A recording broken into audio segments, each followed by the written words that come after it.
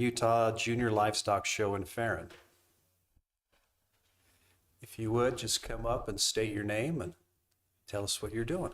Hi, I'm Bailey Barker, and I show pigs and goats. And I'm Jackson Stansfield. I show pigs. we would like to thank you guys for your support last year at the Southeastern Utah Junior Livestock Show. We really appreciate it. All the money donated goes towards the kids and their projects. We had a great stock show last year. The Southeastern Utah Junior Livestock Show is said to be the favorite stock show around the state. Everyone talks about the stock show and how they love to go there every year. Many participants are second and third generation families showing. They love the close-knit family that we all are. There are so many people that attend the stock show from all over the state, and so many of them stop in Carbon County on their way to and from the stock show. 2 years ago, Dusty Butler flew his drone over the stock show grounds. The video he had looked like a little city camp of trailers, campers, tents, horse trailers, and tons of people and vehicles. So now we call the stock show our fun little city. We are also supported by many Carbon County businesses. Whether they are supporting an individual kid and their animals, buying animals, donating to our auction and the purchase of animals, donating to our silent auction, and or helping donate items to our barbecue we have for all the attendants at the stock show. We have made so many friends at the stock show every year. Many of them have turned into lifelong friends. We have also learned leadership and record keeping along with the responsibility of our animals. 4-H and FFA teaches us so much about raising and showing our animals. This year will be my last year being able to show at the stock show because I graduate, so it's gonna have to be my last year. I've been attending the stock show for 18 years. 8 years when my brother was showing, and the last 10 years showing pigs, sheep, and goats. It's gonna be a sad year at the stock show this year for me and my family. We love all the friends we have made over the years. This year I'll be showing goats for the first time and 10th year showing pigs. I figured I'd go out with a bang trying something new. I've appreciated all the community support and support from the county the last 10 years. I also appreciate my parents and family for all the help they have given me. Last year the county donated $1,000 that is allocated through Steve Price's budget. Emery County donates $35,000 to the stock show. If you could match that amount, that would be awesome. If not, we appreciate anything that you could afford to give us. Thank you. Thank you for that presentation. Appreciate it. Sounds like the money was well spent. You guys are all learning valuable lessons through life, and it'd be nice if we had Steve Price here tonight. We could see if we could take some of his money, but we will make reach out to Steve and make an announcement to you guys. Okay. Unless you guys I think move to anything else. Steve budgeted again, I'm sure. So the 1,000, unless we want to add to that a little bit. I'm open to it. Not to put him on the spot. Huh? Oh, 3,500, yeah, sorry. Yeah. Close Figured enough, right? What's a decimal point?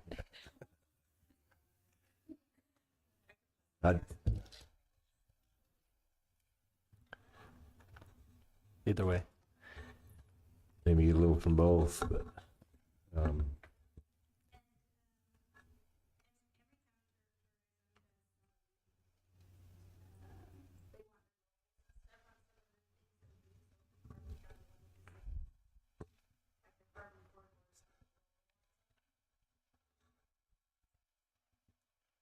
Okay, great. We have options, looks like. yeah. Do we need, Seth, do we need anything from them in a written request? Like an invoice. From the stock show? Mhm. Yeah. Usually, if possible, we'd love to get an invoice just so we have a paper trail. So probably we just need to make sure we have a way of getting a hold of you guys. We'll let Tina help us work on that. Okay. Busy. Yeah, Perfect. All right, we'll work on it. okay, thank you. Thank you. We'll move on to item number 5, which is open sealed bids for the 2023 Industrial Oils Road Shop. Seth, did we get bids for this? Yeah, we received 2.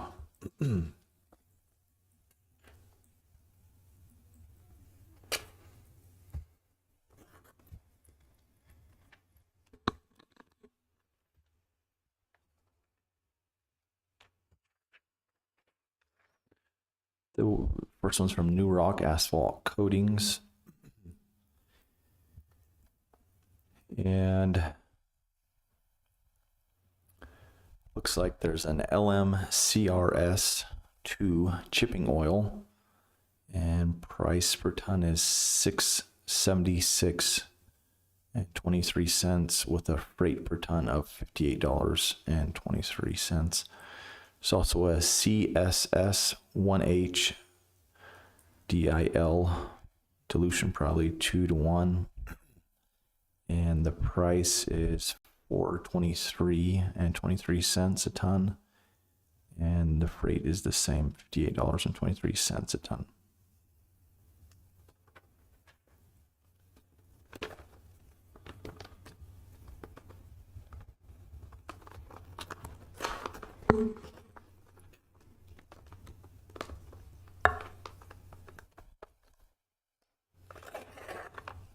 I might mention these oils that are being bid are for road work, for chip seal and crack seal materials that we use throughout the year. This one's from Peak Asphalt, and the LMCRS 2 is $625 a ton and $38 a ton for freight. The CSS 1H dilution 2-to-1 is $415 a ton with $38 a ton for freight. And then they also quoted the third one on this, which is the QSE dilution 60/40, and it's $445 a ton and $38 a ton for freight.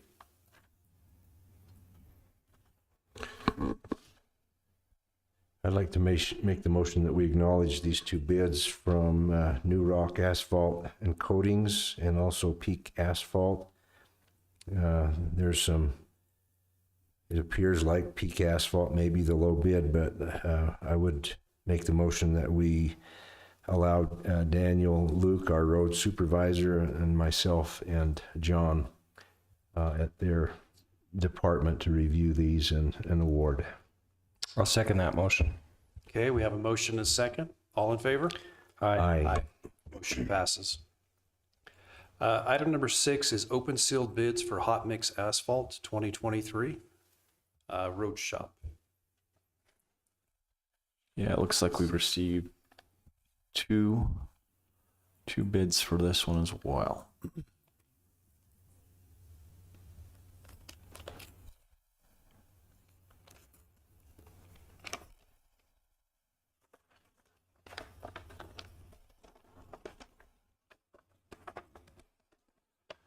This one's from Nelson's Construction and gives a couple, 4 different options here. There's a 3/8 HMA PG 5828 with 0% wrap, I believe is what that is, and it's $98 a ton. There's 3/8 HMA PG 5828 with 30% wrap, $93 a ton. There's 1/2 APWA PG 5828 with 0% wrap, $95 a ton. And 1/2 APWA PG 5828 with 30% wrap, $85 a ton.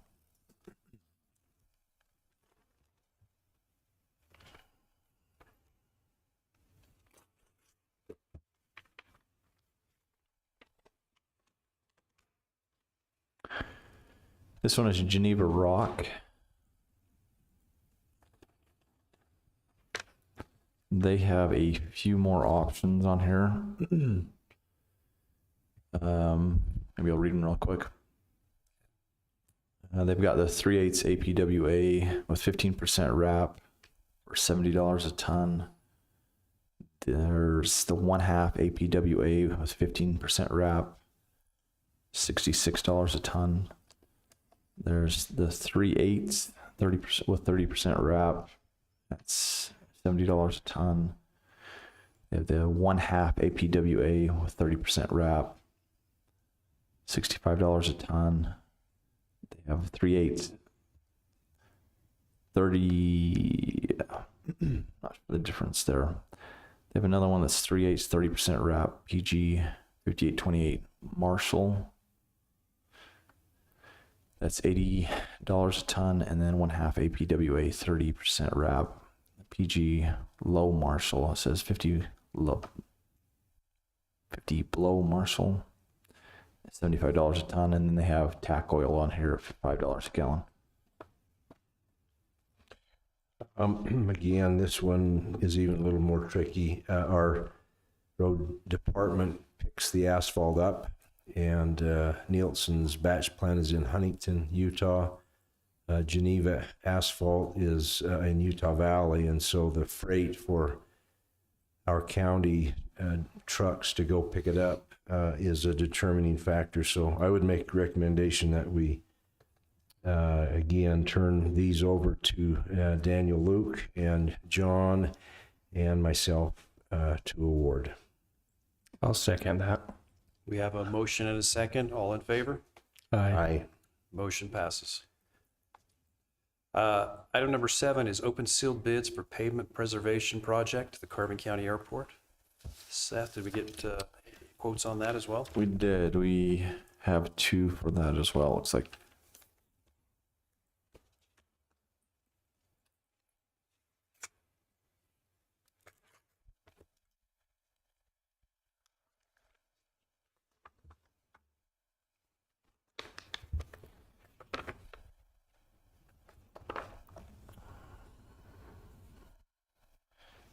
This is from Straight Stripe Painting, St. George, Utah.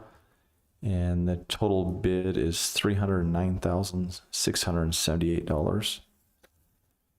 There looks like there could be a few more details here.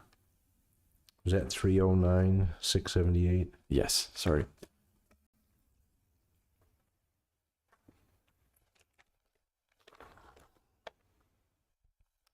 This one's from Maxwell Asphalt.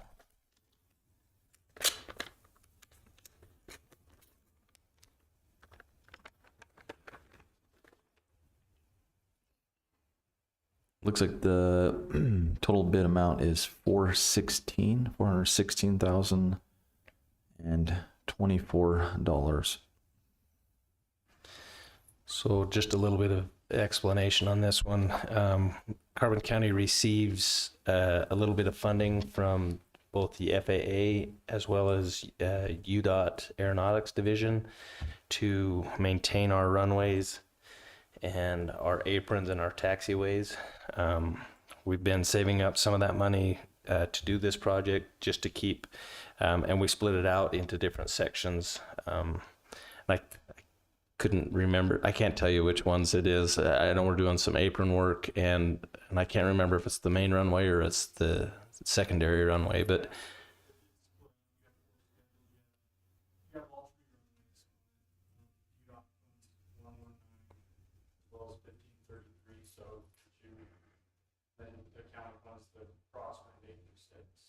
so UDOT and the FAA will only fund our main runway and our crosswind, the main crosswind runway, and the third runway is totally on the county, and that's what he was talking about. So this is just to do that project. Again, like this motions before, I would make a recommendation that we turn this over to Javation for review with myself, and then if the bids are in line with what we were projecting for the project, to move forward with award. If not, we'll bring it back for more conversation if we have to split out parts of the project. I have no questions, so I'll second that. Okay, we have a motion and a second. All in favor? Aye. Aye. Motion passes. Lori, would you like his name for the record? We get your name too. Sorry, should have had you come up to the microphone. Thank you. Item number 8 is the flood mitigation. We're going to have Justin Needles come up and educate us a little bit. Good afternoon, Commissioners. Throughout the state, there's a lot of concern, obviously, especially in Carbon County. Right now, we're at 205% of our average snowpack. That's interpreted enough snow up there to fill up Schofield 2.5 times. So we're going to have quite a bit of water coming down. We'll obviously spill this year. And with that brings concerns from people all around the county. Some of the mitigation efforts we have plenty of sandbags for emergencies here within the county. I also just asked the state for 20,000 more sandbags that could help offset and bolster what we already have. I'm waiting to hear from the state whether we'll get those or not. We are providing sands for the public, and so we're providing sand for the public if they bring their own sandbags. We're really encouraging people right now, especially if they have known historical flood damage in around their home, to prepare for that now. Right now, we don't have a lot of water coming down, so we're telling people to get ready for that. If it's sandbags you need, go buy them at any of the local hardware stores. Most of them have them.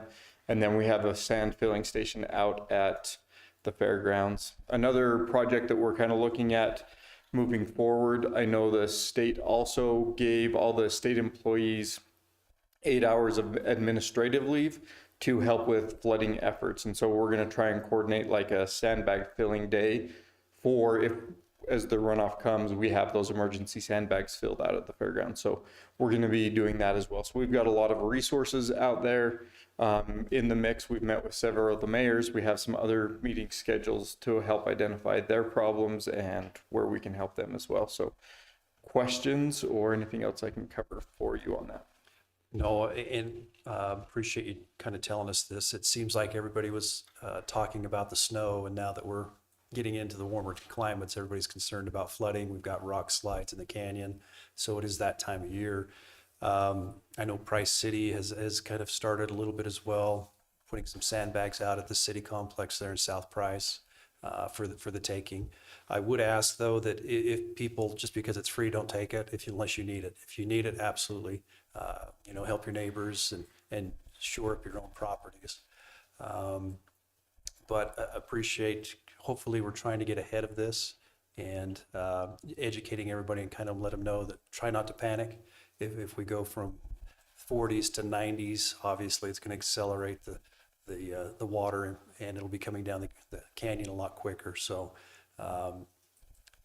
again, just appreciate you coming up and explain a little bit about this. Yeah, and also we do want to remind people, that if you do put sandbags out or anything else, we don't come pick them up, and so that's back on you, and they would deteriorate fast out in the sun. So make sure you kind of have a plan of how you're going to move them so they don't just end up ruining your property and you have to deal with just the sand and the sandbags mixed in.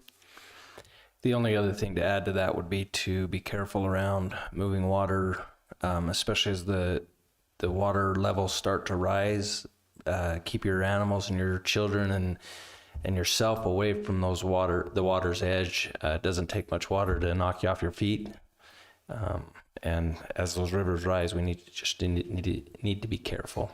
For sure. And I know, they had that horrible incident up in Provo. I don't remember if it was last year, a couple of years ago, up by Bridalveil Falls, where the little girl, it wasn't even the water got her. She was just playing near the water, slipped, fell, and it was cold and fast enough that it swept her away. And so thank you, Casey, we're close to that water. Be careful on all aspects.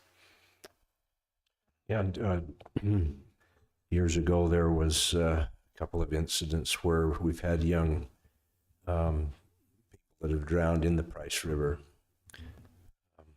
Sometimes they can't find the body very easy because of the high water, so parents need to be real careful with their younger kids and make sure they don't get near that spring runoff that's going to come, and it'll be there for quite a while probably. Yeah. And if we have a wet spring as well with a lot of rain, our ground is so saturated, it's not much of the water is going to soak in. So stay out of the washes, stay out of the drainages, because it's a good chance that a lot of the water is just going to shed if we do get a wet spring. So just be careful wherever you're at. Yep. And with that as well, you know, be prepared, especially if you talk about the spring runoff, and being so many people like to be up in the back country and on the snow's edge. If it starts to come down fast and you get trapped in, have emergency preparedness stuff in your vehicles, you know, something warm, a little bit of food, water, those kind of things. So if you end up trapped somewhere overnight, that you can sustain yourself, and a way to make a little fire or something. So. And then take care of your neighbors. If you know that if you have some elderly or people that are around you that can't take care of things, and you know they've had flooding problems in the past, there are people in our community that would gladly help them. Even the state workers with that furlough, if there are people like that need a little bit of help because they can't physically do it themselves, we can probably pull together enough assistance to help them. Just take care of your neighbors. Yep, for sure. Absolutely. Thanks, Justin. Thank you. If you don't mind, just hanging out there for a second. I can do that. We're going to move on to item number 9, which is consideration and possible approval to apply for the following grants: State Homeland Security Program, Emergency Management Performance Grant, and Hazardous Materials Emergency Preparedness. Mr. Justin Needles. Yeah, so the first one on the list is the State Homeland Security Grant. So this goes to bolster our efforts of our hazmat team. It helps us in a lot of different ways. Our cybersecurity, it helps with crowded places, event security. We use it for community preparedness. There is one annex this year for election security specifically, so we're gonna have to look at how we're gonna identify some of that. So this is just permission to apply for it. It's looking like this year for Carbon County, it's gonna be $126,536.85 is what we're gonna be asking for Carbon County. And this is a 100% grant from the state, so there's no in-kind or match to it. Could you say that amount one more time, please? $126,536.85. Okay, thank you. So it's one grant for all of those different. Yeah, so it has a lot of, it's broke down within those different categories, but that's the grant total. We're looking at lots of different preparedness areas to bolster what we do and our capabilities. Perfect. The next one is the EMPG, or the Emergency Management Performance Grant. So this is a 50-50 grant. We get $43,800, and we match that with $43,800. That is mostly helps take care of mine and my assistant's wages and our salaries, and so that's where that grant is spent. The last one is the hazmat. Can't remember the whole name. Preparedness, yeah. Hazmat Preparedness Grant. So we use this to help send some of our hazmat technicians to different trainings throughout the state. This is an 80-20 grant. So we generally get $3,200, and then we match that with $640 of our own money. And it all goes to hazmat training. Perfect. Okay. And I don't have anything to sign. It's just the permission to start applying for those grants. I'll make a motion that we approve Justin to move forward with the application process for the grants. I'll second it. Motion is second. All in favor? Aye. Aye. Motion passes. Thank you. Thank you, Justin. Thanks, Justin. Item number 10 is consideration and possible approval of donation to East Carbon Community Days being held July 8th, 2023. Seth, by chance, you know what that amount is? $1,000. 1,000? Thanks, Seth. I called already that asked. earlier. Okay. So that's what we've done, is $1,000 in the past, okay? I'll make the motion that we approve a $1,000 donation to East Carbon Community Days. I'll second that. Okay, motion and a second. All in favor? Aye. Aye. Aye. Motion passes. The next item on our agenda is the consideration and possible approval of new board members to the Carbon and Emery County Friends of the Children's Justice Center Board. Shelley, if you'd like to talk with us on that for a minute. Thank you so much. We have a new board member application submitted, and we're excited to have her back on board. And so, yeah, her name's Kellie Rasmussen, and she was on the board before, and she resigned about a year ago, and she's reapplied to join the new board. So, Great. yeah. And I understand you've had a recent meeting with the new board and a kickoff meeting, if you will. And Yep. Yeah, we seems to have. be Yeah. going in the right direction. Yep. It sure has. It's going to go well. Oh, good, good. Yeah. Now, one question I had is last meeting, I'm not sure if we had Laura approved to be a board member. Do we need to add that for tonight's? Okay. So we would have an application for both Kellie Rasmussen and one for Laura Milchak. So, Okay. Sounds great. if there's any discussion or, None, I'll make the motion that we approve these two new board members to sit on the Carbon and Emery County Friends of the Children's Justice Center Board, Kellie Rasmussen and Laura Milchak. Laura Milchak. I'll second that. Okay, we have a motion and a second. All in favor? Aye. Motion passes. Great. Thank you. Thank And I'll you. just stay here. I'm on the next agenda item.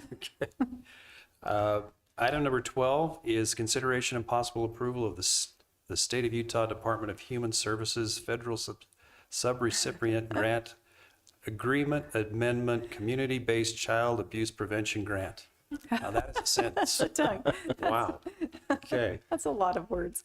Hopefully so the grant's a little easier than the sentence. Yeah, I don't have the grant total in front of me, but what the purpose of the amendment is there was additional funds awarded through to across the state, and they're emergency funds.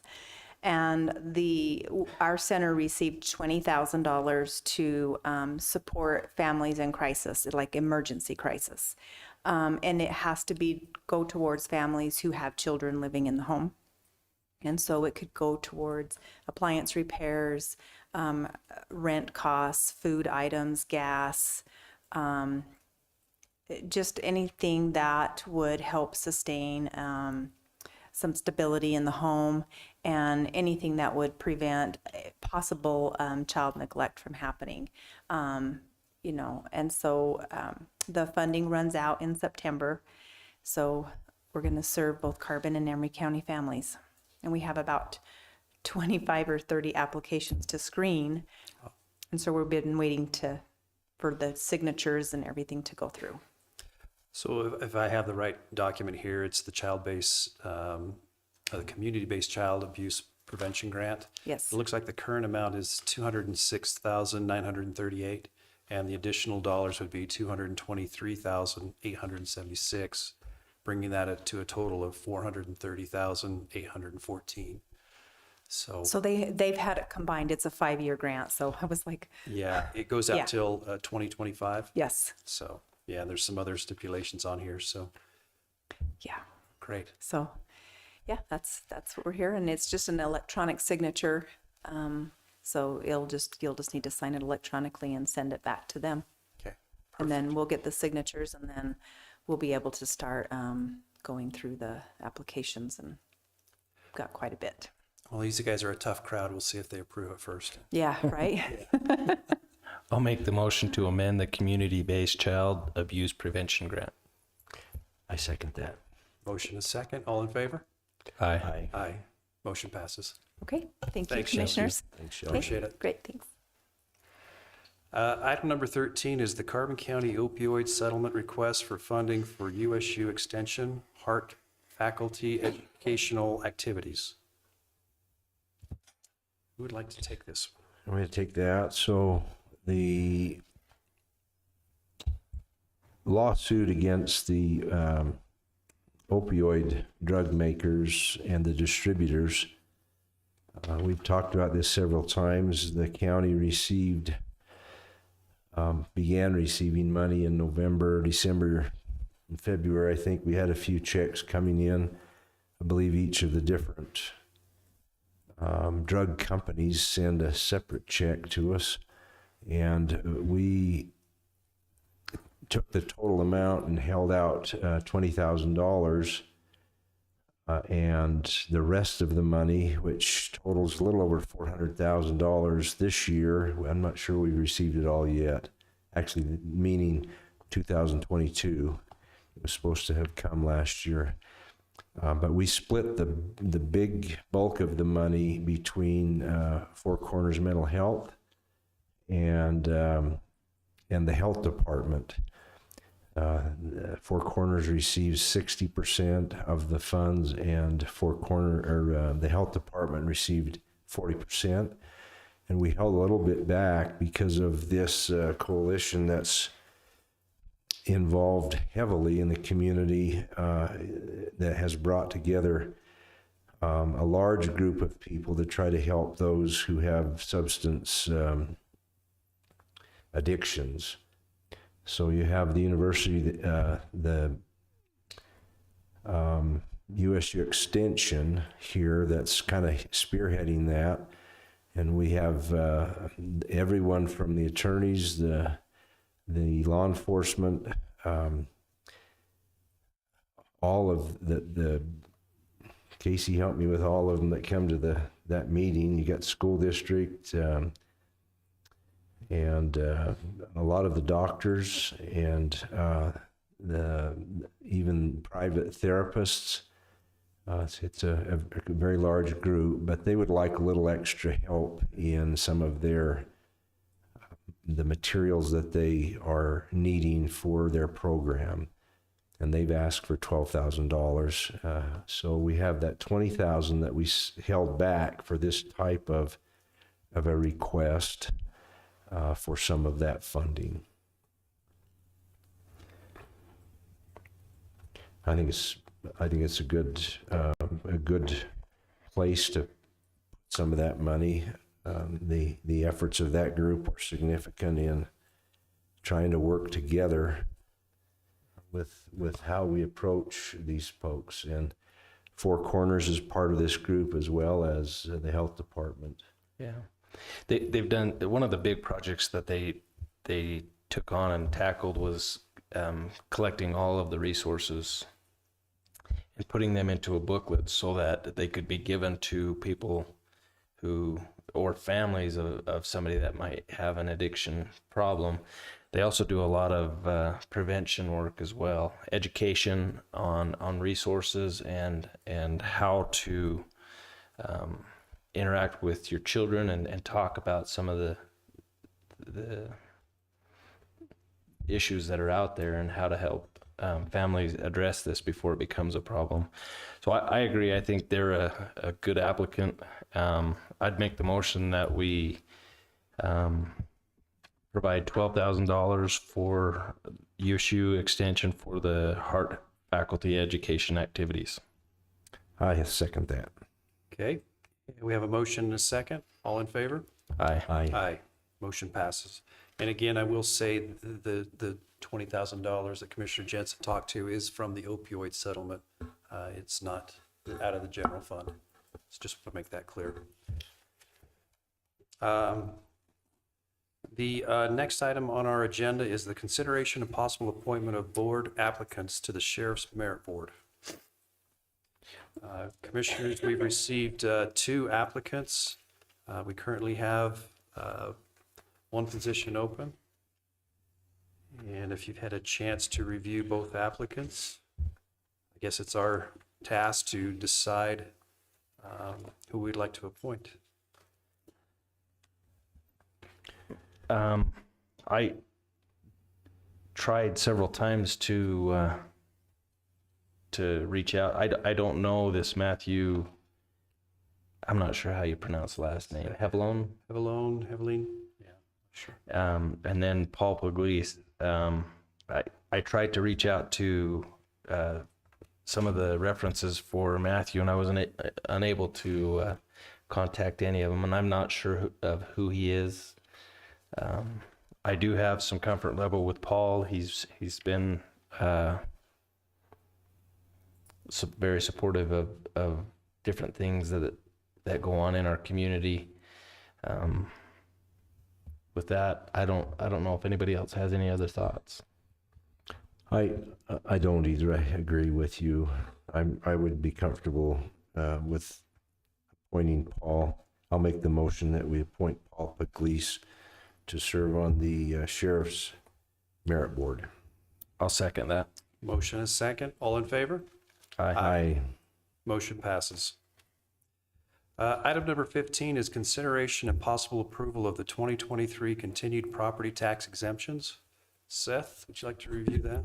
Yeah, each year we send out applications to nonprofits who in the past have been considered tax exempt. And they generally renew those through our office. So we have that list of those who have applied. These are all nonprofits, but most of them are some type of church. Maybe I'll read a couple of them so you can get a feel for what's on here. We have the American Legion, Biblical Ministries Worldwide, Elks, the Briner Pioneer Museum. We have the Masonic Temple, Carbon and Emery Church of Christ, Catholic Diocese of Salt Lake City, Church of God of Prophecy, Church of Jesus Christ of Latter-day Saints.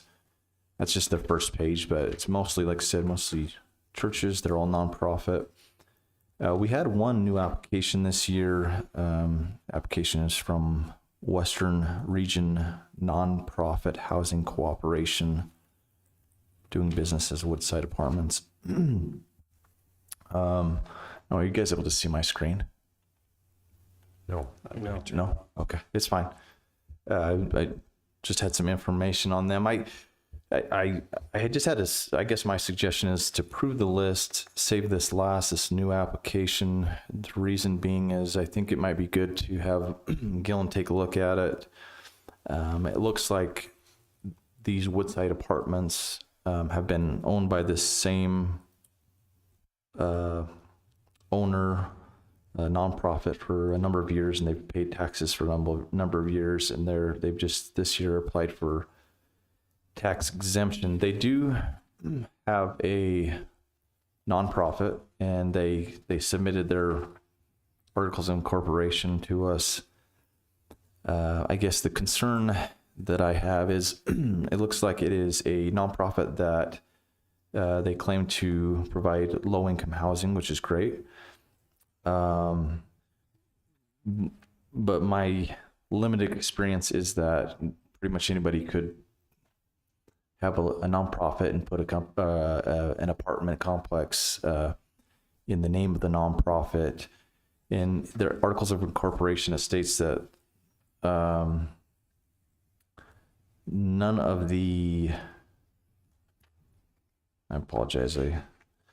directors receive any net revenue or net income from the rental property, but it does state that they can receive, any of the directors or people involved can receive a salary or an income from it. So I guess the point is that it might be good to do some research on the company, because if it's someone who's just set up a nonprofit, claims that they do a rental property for low-income housing, yet they can, in reality, provide any kind of income they want to themselves as part of that, and then I don't know that they really meet the qualifications that we're trying to, that this is provided for, this tax exemption. So anyways, that's the list that we have. Like I said, all of these have been on previous lists except for this last one.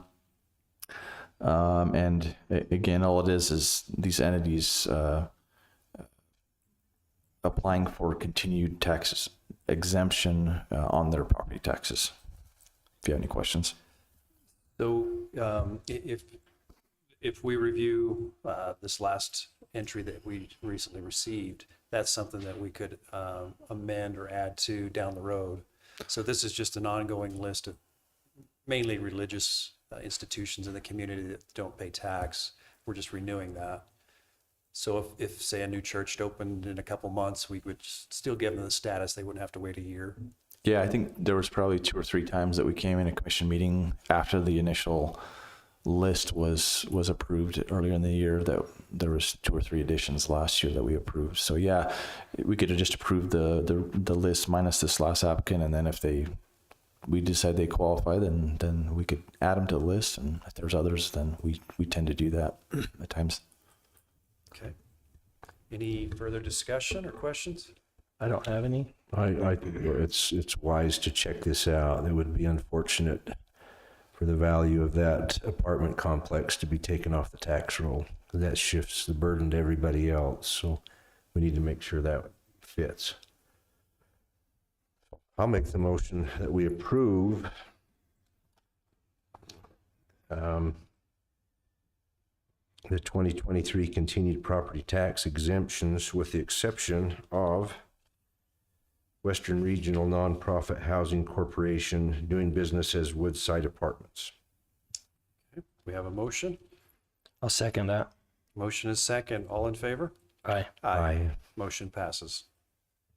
Item number 16 is the consideration and possible approval of a waiver of agreement for the royalty fee structure for Carbon County lease of coal near Schofield, Utah. Commissioners, if it's okay, I'll take this one. Greg Hunt from Greg Hunt Consulting called me the other day, and they're taking one more swing at the Kinney mine in Schofield, right near Schofield, just before you get into town. All the environmental work is done. They're just waiting for a contract. They have a company again that's interested in doing the mining, and if all goes well and with the permitting, they would soon go into mining that mine. The first 20 million tons is Carbon County Minerals, and would be of benefit to us. I think this might be the last chance for anybody going in after those, especially with what's happening with coal. I see there's value in trying to help them. Our coal mines need coal currently, and until they stop operating, according to the new IRP in 2031 and 2028, or are they both 2030, 2031. 2030 and 2031? So we still need to. It'd be beneficial to start getting that coal out while we still can, and with people interested. I don't know if we want to give a full or a partial waiver of the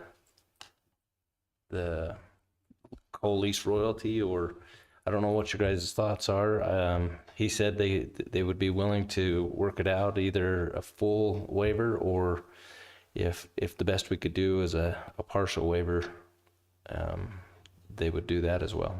And do you want to say what the amounts are on?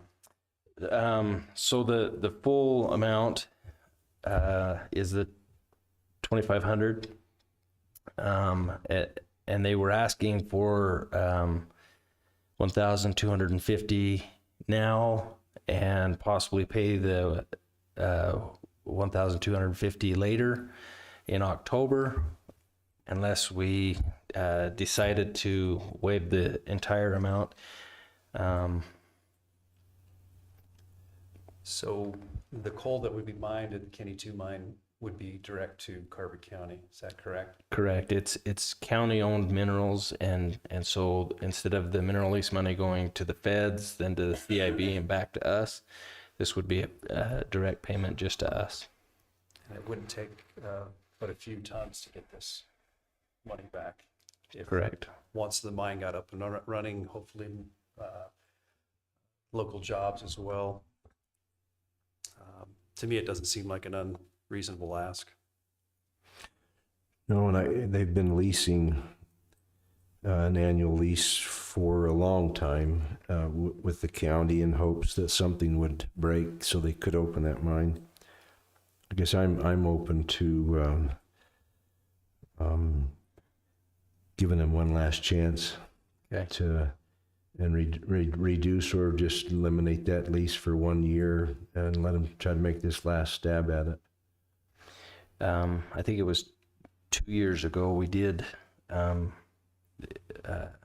offer a full waiver. I can't remember when it was. It was a couple years ago. We offered a full waiver on it, and then they paid last year. And I'm good either way. If anybody has a recommendation. I'm good either way. You talk to him. What do you recommend?